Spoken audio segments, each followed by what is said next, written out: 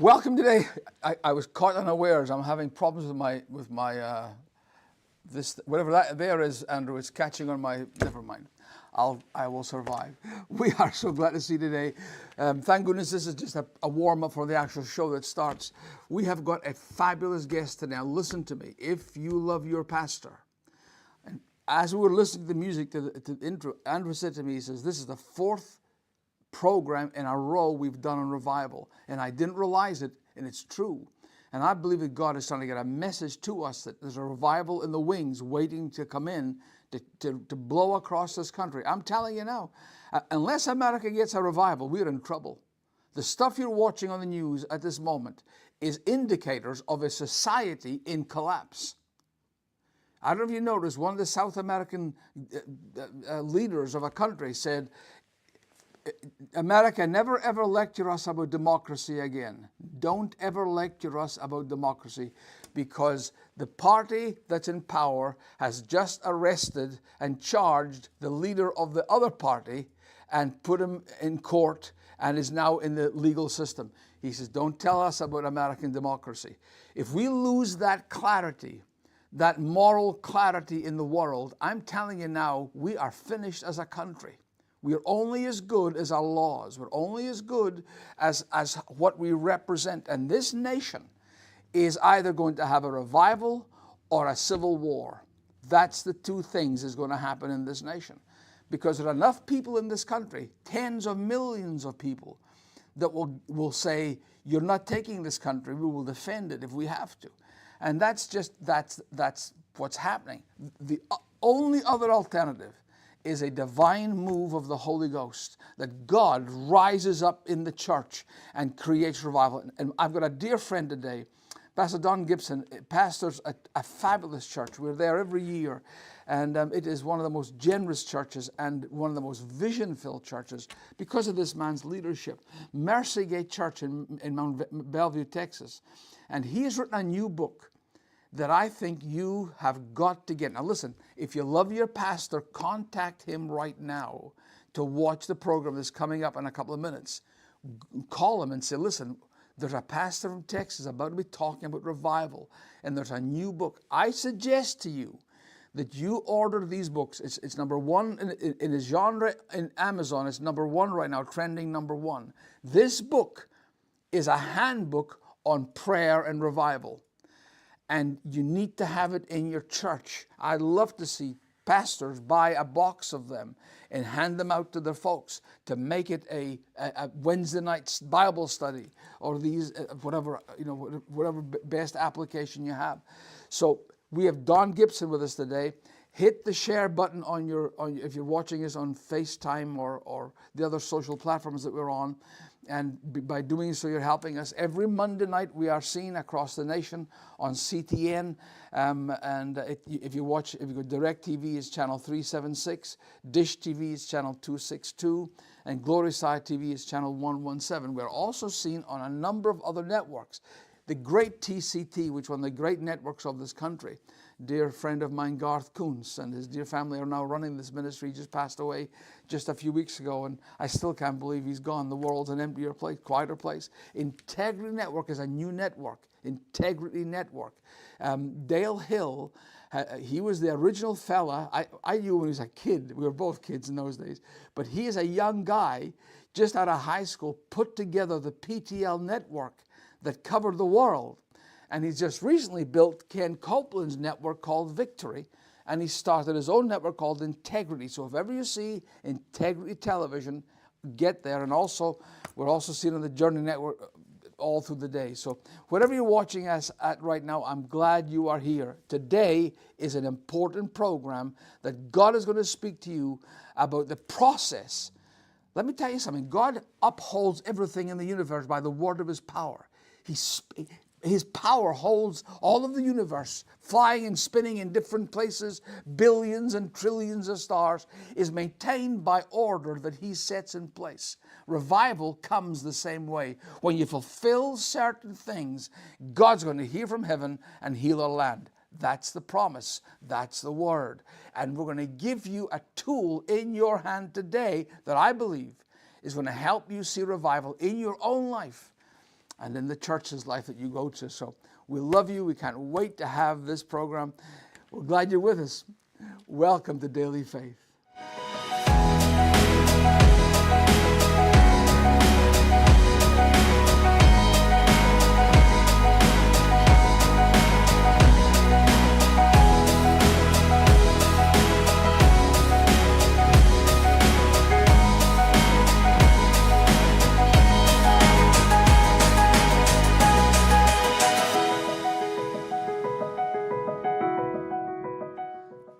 Hey, my friend, welcome to Daily Faith. My name is Philip Cameron, and I am delighted to have you with us. Daily Faith is a place you can come every day and have a measure of faith, someone that will believe God with you for whatever you have in your life. Faith comes by hearing, and we hope to bring you, and God allows us to bring some of the most anointed men and women in the country on the cusp of what God is doing today. And today is no different. We have a pastor that has written a new book that I know is important for you and your life. If you love your pastor, I want you to contact him right now. Call him right now and say, watch Daily Faith. Just go to dailyfaith.tv and he'll catch us live right now. As you see this, we're doing this live. And this book on prayer and revival is going to, I believe, open your eyes to see the possibilities of a mighty outpouring of the Holy Ghost. I said at the introduction of like a pre-show that we do, that this country is in trouble. America is in desperate trouble. And unless we get God back on his throne, we are in trouble. And we're going to talk about more later on. An update from our work in Moldova. As you know, for those that don't know, we have a ministry that has a village of homes called Vatra Village in Moldova. Moldova is the poorest country in Europe. Trafficking is one of the major industries of that country. Young girls are sold 30 to 50 times a day. And one girl for a captor can make $300,000 a year. And we have an incredible place called Vatra Village.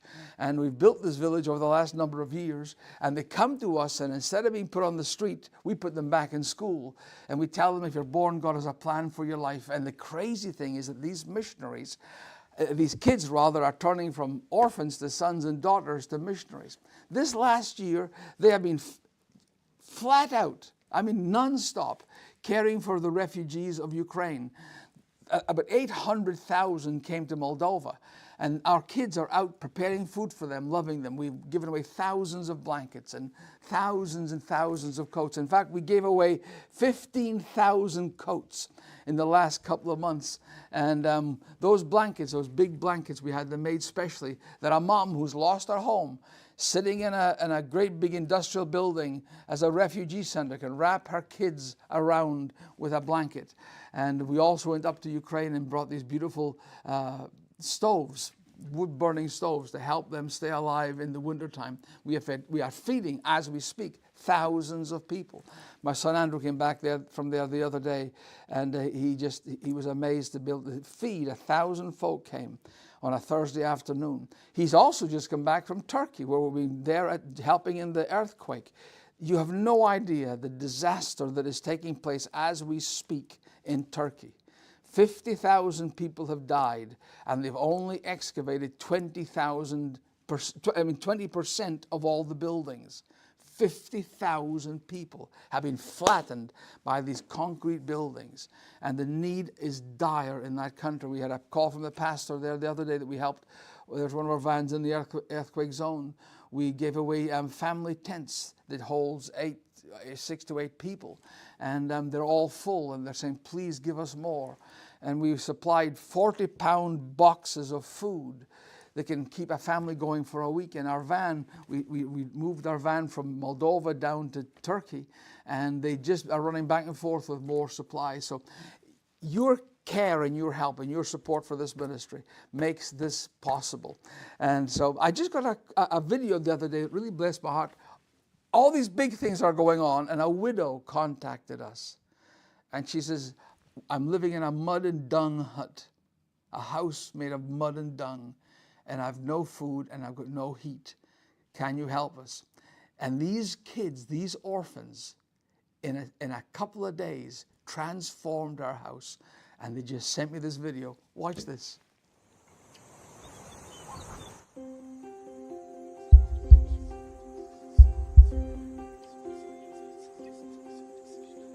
Rodika, the widow who lived in a house with walls and floors made from mud and dung, with the glass and the doors broken, and the frigid air that has no mercy for her young family.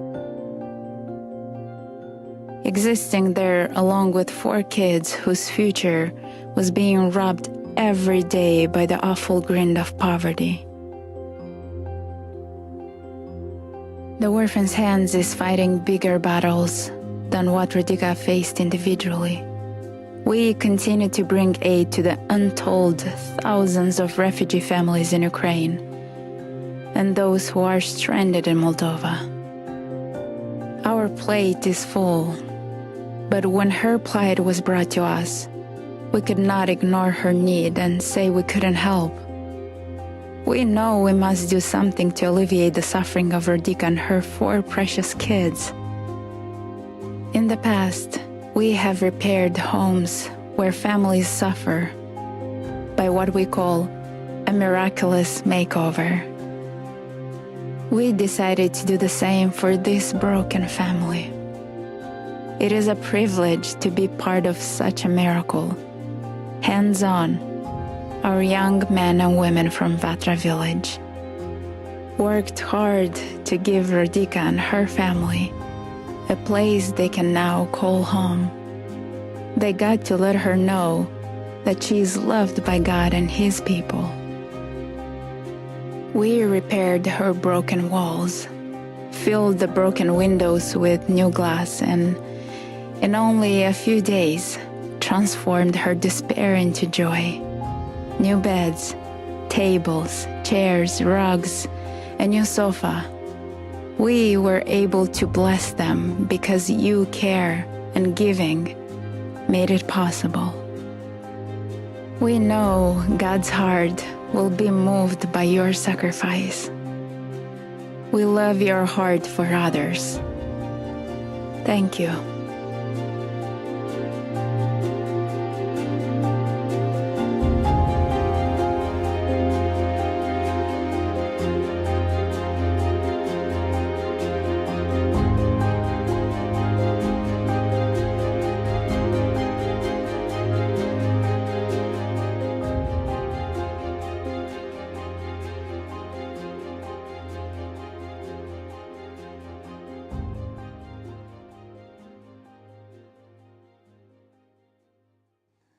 Isn't that amazing? A bunch of orphan kids redeemed by grace, now going out and helping a widow with 4 kids.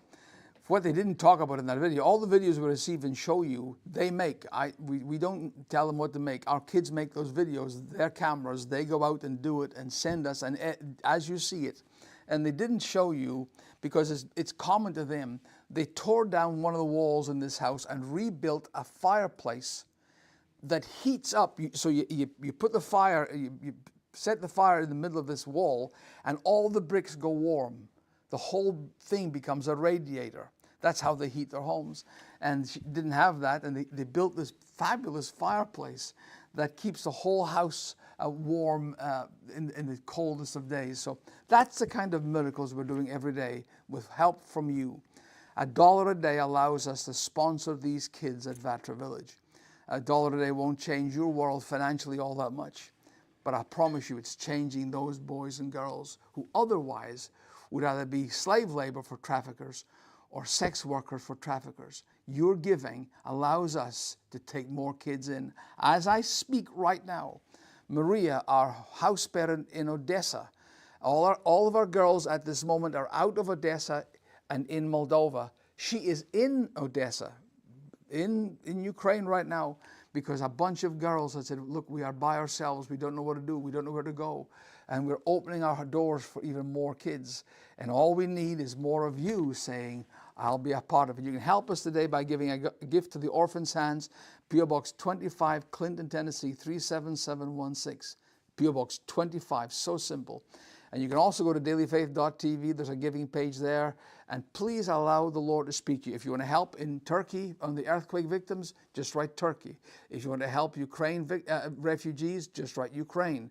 If you want to help Constant Care, is what we call the ministry we have feeding all these people that are destitute in Moldova. So let the Lord speak to your heart, be part of a miracle, and I believe God will bless you for it. I am absolutely delighted and honored to have a great man of God. I've been traveling in this country in churches for 53, coming up to 54 years. In fact, March, it was 54 years. And once in a while, you meet a church and you meet a people and a pastor. The church is a reflection of the man of God. And this is a man of God that has purpose in his ministry. And he's just written a book, and I saw it the other day. It was drawn to my attention, and I said to Andrew, I says, we have got to get Donald Gibson on our program.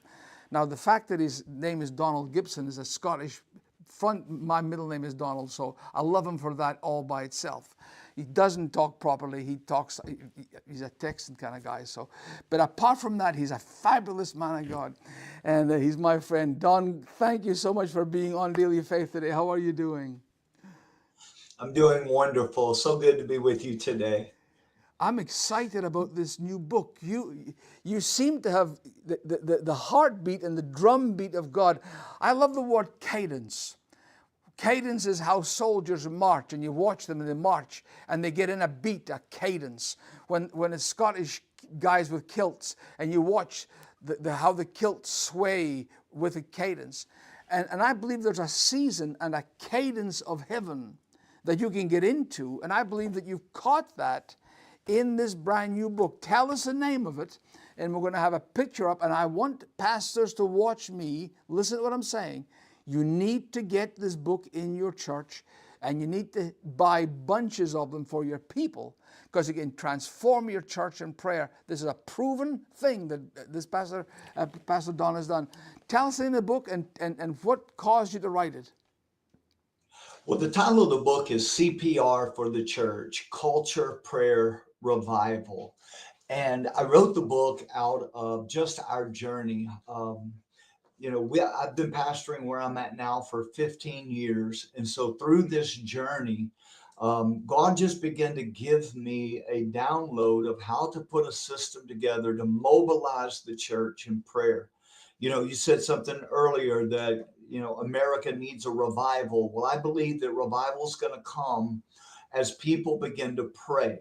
Yes. And what we've done over the last many years is we either have believed a lie or not changed our systems. And talking to pastors, leaders, people in the congregations, they told me, they're like, Pastor Don, our people don't pray anymore. People in the church don't Mm. pray anymore. But the truth of the matter is, I have found and I have discovered people not only pray, they want to pray. But Sure. we've not given them a vehicle, a tool, a system, neither have we equipped them in how to pray for the church, how to pray for the lost, and how to pray for our leaders. And so this book is just a journey on how God began to reveal this to me through other people, through our own journey, through our own trial, our own errors. And it was birthed in love. I've run it as a test pilot in 7 different types of churches, not just one denomination or one expression of Christianity, but in So it worked 7 across the different. board. It worked across It all works across the denominations. board. Yes, That's sir. amazing. It works across all denominations, all ethnicities. It's to me, I use this phrase a lot. The Word of God will work if we work it. And I believe that the resources and the tools in this book, they will work if you will work them. Yes. And so, and what we've done is we really just took the model that Jesus gave us when he said, go and tell, instead of saying, come and see. What we did with prayer was we put systems together, things together to say, what we want you to do is go and pray, or in your going, we want you to pray instead Mm. of come and gather and pray. Wow. And recently I was reading some statistics in Barna, and it said that 98% of those who pray do not pray with somebody else. So only 2% gather to pray. Gather. And we're told Yeah, clearly, whether as any two agree, it shall be done. So yeah, we lose that efficiency right there. we do. And but what Wow. happened is like, and I can tell you with me, the Lord began to speak to me and said, I want you to get 12 people to pray. And so I did. I got 12 people. I asked them to begin to pray, and they were praying faithfully. And after I got back with them and I said, talk to me about your prayer time. How are you praying? What? And they're like, Pastor John, we're praying daily. And I said, okay, what are we praying for? Well, we're praying for our families, for our grandkids, for our finances, our jobs. And I'm like, okay, all of that's great. All that's fantastic, but that's not what I intended. Mm. But that wasn't their fault. So whenever I asked them, I said, how often are you praying for the lost in our community? How often are you praying for those that are going to attend church this weekend? How often are you praying for me as the pastor to get up and have a word from the Lord? It Mm. came down to be about an average of 3 minutes a week. And it wasn't their Oh my fault. I didn't goodness. talk to them. I didn't teach them. I didn't tell them. And Yeah. so that same report from Barna, it says that 68% of the people who pray for only their needs, primarily their stresses and their meals. So That's we've incredible. taught a generation to pray, but we've not taught them to pray effectively for a move of God. And so therefore we're not seeing a move of God. Yeah. And we as pastors get frustrated and we draw conclusions and we say people don't want to pray anymore. But the truth is, no, we didn't instruct them, we didn't Show them teach how. them, we didn't pastor them well. And so as I began to do that and we began to grow, I can tell you right now, before this Easter Sunday coming up, or any Yeah. Sunday coming up, on a weekly basis, we average about 260 hours of prayer.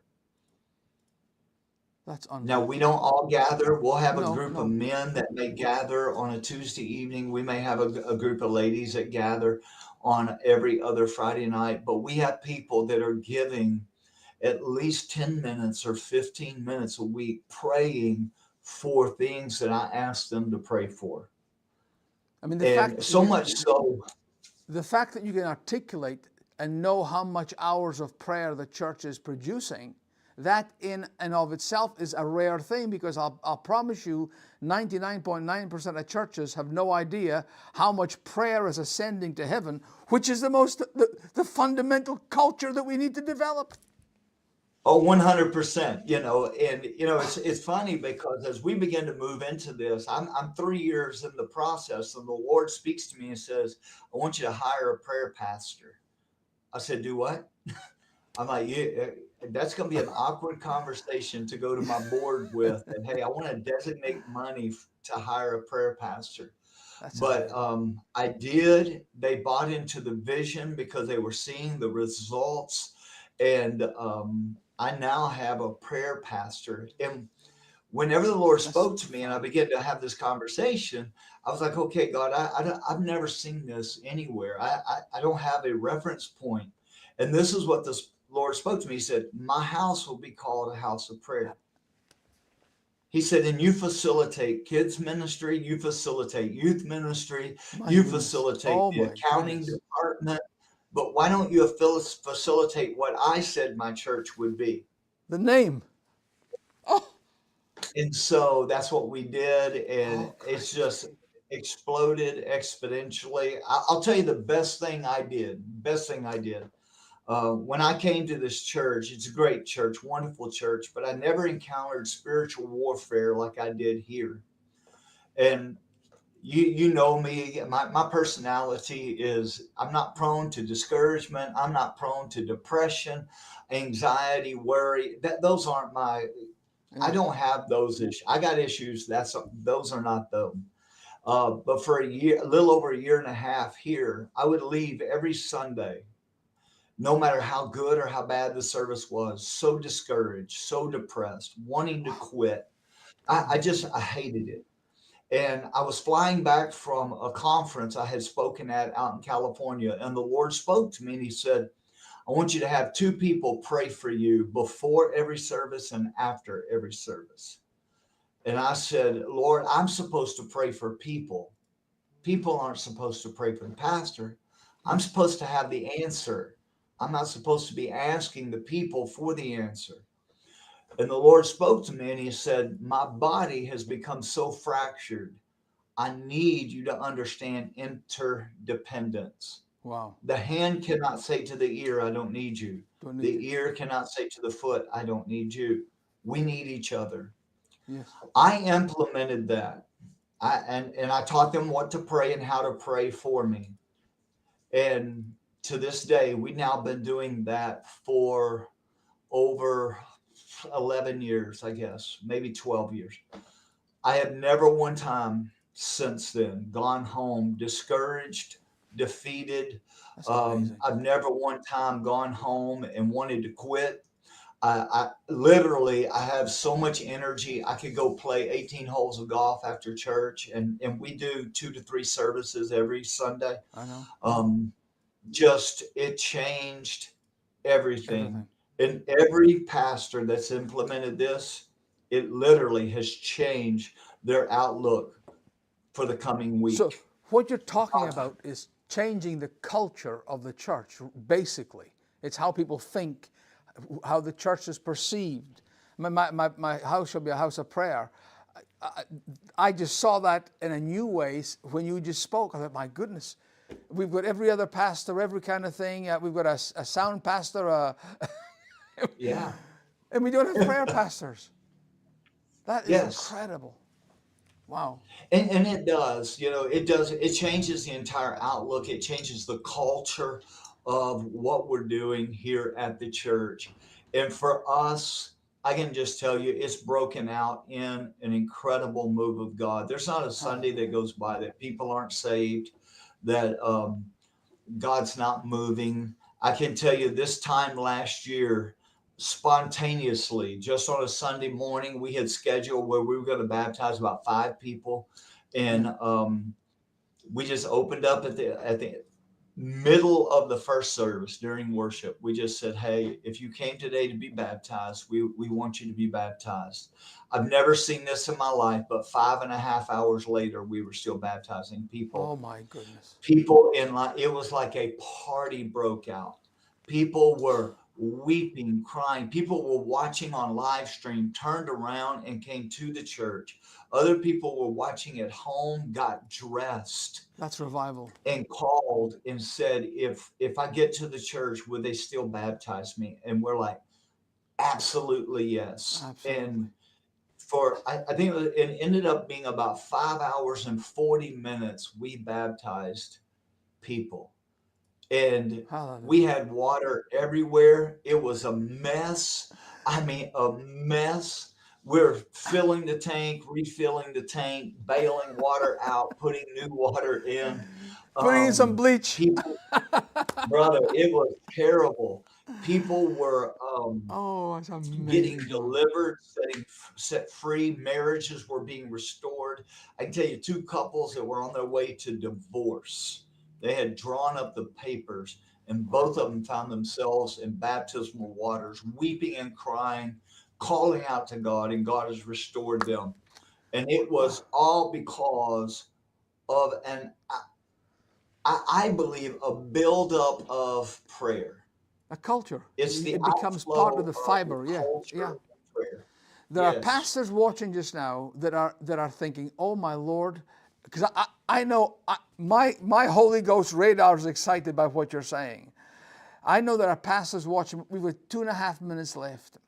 How can we get this book into these pastors' hands? This is not just for you, pastor. This is to seed out through the whole church. If you do it by yourself, you'll stand alone. If you get in the church involved, this could be the prayer move that you're looking for. Tell us how we can get the name of the book and how we can get it done. It's CPR for the church, Culture, Prayer, Revival. You can get it on Amazon. You can get it from DonaldGibsonMinistries.com. You can get it at Barnes & Noble. There is a workbook that comes with it. You can make yourself available to that. I would highly, highly encourage every pastor to get it, every person that you want to be a prayer leader, or if you have a prayer director, get it. I can tell you right now, I have several churches across Ohio, across Florida, Missouri, Arkansas, that they have implemented it into their church culture. And they're saying, Pastor Don, we're already seeing a change in our people. Wow. The heat of prayer in our church is going to another level. Hallelujah. And we really feel like we are equipping our people how to pray, not just to pray. And that's really my goal in writing the book was, if I can get this resource into people's hands and they can see a move of God in their context, in their Absolutely. region, their environment, then that's what I'm after. And that's what we're seeing. And I'm excited about it. I'm really thrilled about what God's doing. I want every pastor that's watching me, if you love your pastor, listen to me. Buy this book for him. Seed this gift into his life. Because most pastors are like Don was before the revelation. You don't get it until you get it. Go to Amazon. If you get it from Amazon, leave a review, because that's how they judge the book as far as in its popularity. Important to do so. We've got 28 seconds left. Thank you, Don, for being with us today. I love you, my friend. I believe this is an important book. If you're anywhere near Mount Bellevue, you need to go to Mercy Gate Church. It is the coolest, most anointed place I believe I've been in. And we just love the part they are in our lives. Don, thank you again for being with us. We can't wait to see you in July. God bless you, my friend. Bless you. Looking forward to it, buddy. Love you. Thank you. Bye-bye. God bless you for today. Bye-bye. For over 25 years, the Cameron family has been changing the lives of orphans in Romania and Moldova. From providing running water, flushing toilets, and clean wells, to coal for heat, new windows, as well as food and clothing. They champion the physical needs of the orphans in these broken and desolate countries. Many of Moldova's orphans are saved from the horrors of trafficking through homes founded by the Camerons, and in the process, orphans become daughters and sons. They come to know their Heavenly Father and are forever changed by the love of Jesus. God help the Camerons lift these amazing young men and women out of darkness. Now, no longer orphans, They want to return and invade that very same darkness with the light of Jesus Christ. The Orphan's Hands equips these daughters and sons to become missionaries. Your monthly gift of $31 will allow us to rescue and take in more girls and boys, saving them from the hell of human trafficking. Your monthly partnership will allow us to care for those in the Orphan's Hands homes in Moldova and the Ukraine. If you want to join Philip and Chrissy in taking care of these precious young people, please contact us today by calling 833-DAILY-FAITH.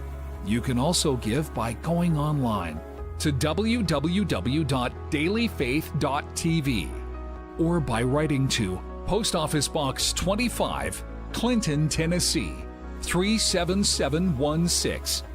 So many lives depend on what we do. Thank you for loving the lost.